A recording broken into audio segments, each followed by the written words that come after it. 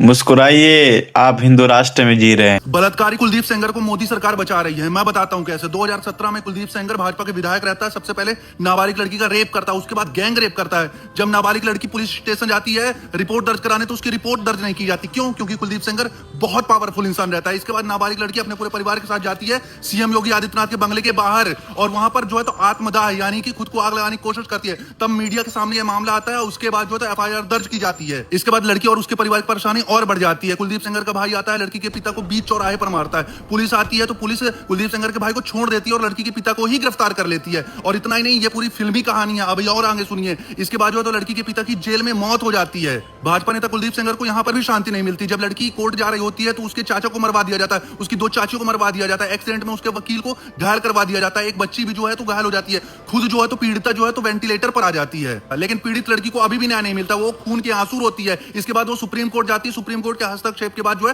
Trial court Kuldeep Sengar को जो है तो उम्र कैद की सजा देता है और उसके जेल भेज देता है। लड़की को जैसे ही कानून पर भरोसा होता है तो दिल्ली हाईकोर्ट की एंट्री होती है। दिल्ली हाईकोर्ट कुलदीप सेंगर की उम्र कैद की सजा माफ कर देता है और उसे जमानत दे देता है। इसके बाद लड़की अपने परिवार के साथ इंडिया गेट पर धरना देने लगती है। तो पुलिस आती है और पुलिस जो है तो लड़की को ही जबरदस्ती उठाकर जो है तो बाहर फेंक देती है, उसे बंधक बना लेती है। सोचिए हमारे देश की हालत ये है, जहां पर एक लड़की जिसका रेप हुआ है वो बार बार कहती है कि मेरा रेप हुआ है, और उसको जो है तो दोषी को जमानत मत दो, उसको मत छोड़ो क्योंकि मेरे परिवार को मार चुका है, मुझे भी मार देगा। तो कोई सुनवाई नहीं हो रही है। सुनवाई तो छोड़िए, योगी सरकार के मंत्री रेप पीड़िता का मजाक उड़ा रहे हैं। रेप पीड़िता कह रही मेरी जान को खतरा है, तो मंत्री जी कह रहे हैं कि कोर्ट ने जब कुलदीप सेंगर को 5 किलोमीटर दूर रहने के आदेश दिए हैं तो कुलदीप सेंगर कैसे लड़की को मार सकता है। और ये कहते हुए वो ठहाके लगाते हैं, हंसते हैं बकायदे। अब मैं बताता हूं कि बलात्कारी कुलदीप सेंगर को मोदी सरकार कैसे बचा रही है। पिछले 5-7 दिन से रेप पीड़िता परेशान है, उसका पूरा परिवार परेशान है। पूरे देश में जो है तो लगातार इस मुद्दे को उठाया जा रहा है, लेकिन मोदी सरकार का एक भी मंत्री, एक भी नेता जो है तो लड़की के पक्ष में आकर कुछ नहीं बोल रहा है। कुलदीप सेंगर के खिलाफ नहीं बोल रहा। ना स्मृति ईरानी बोल रही है, ना रेखा गुप्ता बोल रही है, ना इसके अलावा नवनीत राणा बोल रहे हैं, ना अमित शाह बोल रहे हैं, ना राजनाथ बोल रहे हैं। कोई नहीं बोल रहा है। उल्टा लड़की बता रही है कि उसे जो है तो भाजपा नेता ब्रजभूषण शरण सिंह से खतरा है। वो जो है तो कुलदीप सेंगर का साथ दे रहे हैं और मुझे मरवाना चाहते हैं।